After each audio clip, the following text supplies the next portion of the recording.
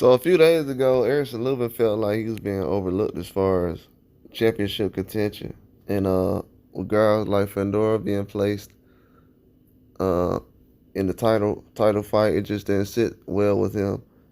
And also, the situation with Mendoza and the Bohachuk fight, so everything just kind of was a little bit out of whack. But at the same time, as he can see now, the grass is green on the other side because Fundora has a belt now again, and he's chopping at the bits to kind of get back in the mix and uh, get a shot at the title. And that's something that he's been trying to work his way back to. And right now, it's a lot of things going on. It's a lot of pieces being moved. It's a lot of people saying Crawford and Spence at 54 now. So it's a lot of guys being put in position. Then Boychik right now, he has an interim belt. So it's getting crowded real quick. People want a Tim Tszyu rematch.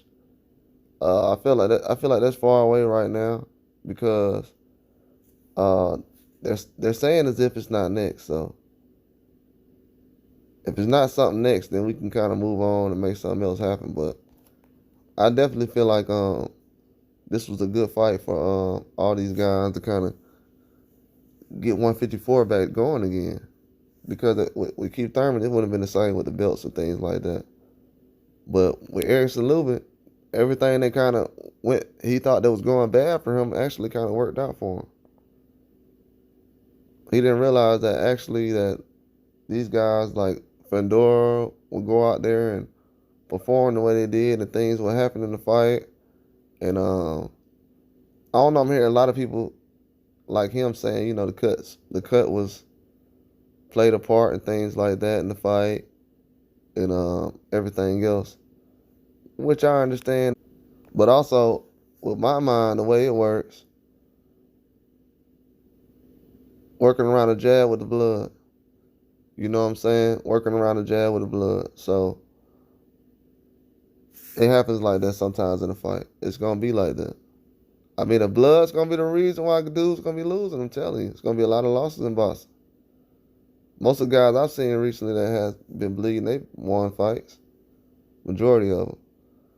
But with Lubin, if he feels like he step in and do a better job than Tim Tszyu, I don't know. I don't understand. I'm kind of confused about what the message is behind everything because Tim Tszyu is a top guy, you know what I'm saying? And he's a guy who people feel like should have a rematch. So in certain positions, people feel like they should get the fight, but then they feel like it was close enough for a rematch between those guys. So it's all over the place as far as what is the clear-cut answer to what a lot of these guys are saying. I don't really understand as far as what the plan is. So if the plan actually turns out to be a situation where Lubin jumps in the mix with a guy like Fundora quick or someone else, then that will make sense. But they don't have that many fights together right now. And the way PBC setting up cards, it almost has to go this way. It has to be a mega fight. It has to be fan friendly. A lot of different things. So a mistake with them or a fight being moved around, it actually worked out for them. But a lot of people saying different things right now is kind of almost misinformation on certain things. But it's a lot of, well, what I don't like about these fights that happened this weekend as far as everything, there's just too many excuses around everything. I said after the Deontay Wilder situation, we're not having any excuses in boxing.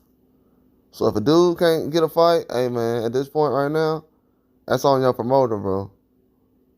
You know what I'm saying? Like, I can't sit around because for certain boxers that's actually sold pay-per-views and things like that, when we say they can't get a fight, people bringing up all kind of reasons. So to be honest with you, a lot of the boxers, when they quiet on certain narratives, I done seen boxers be quiet about certain things because they're like, oh yeah, we're in business, so we can't do that.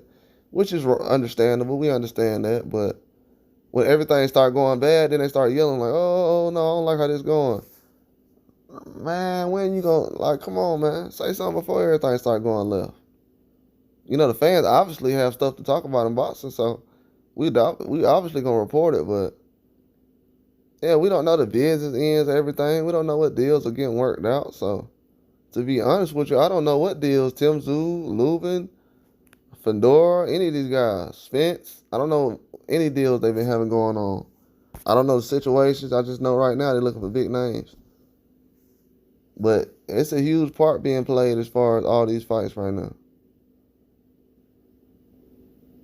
Somebody playing a huge part as far as being the X factor. There's a lot of guys.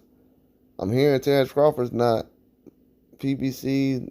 He's not working with PBC specifically, but then I'm hearing his name mentioned. Then I'm hearing mandatories. So it's all over the place right now. I really don't want to say too much about it right now, but whatever they say is being done, that's what's being done. I will report something else later on, but overall, I feel like Lubin, he's definitely a number one contender. He's fought his way back. Um, but he also has to know he lost to Fundora. He is coming off a win, and with the win he had, it's kind of tricky because he was already working his way back. Then he lost to Fundora. Then he beat Ramos. So it's kind of difficult. I mostly understand what he's talking about. But then it's like, then I'm hearing a lot of people saying, well, that guy came off a loss. Man, there's a lot of guys that came off losses ain't nobody saying nothing about. No, a lot of people. I don't know if it's because of the fan bases they got, people scared to speak up, but it's a lot of guys. Lomachenko coming off a loss a couple of times.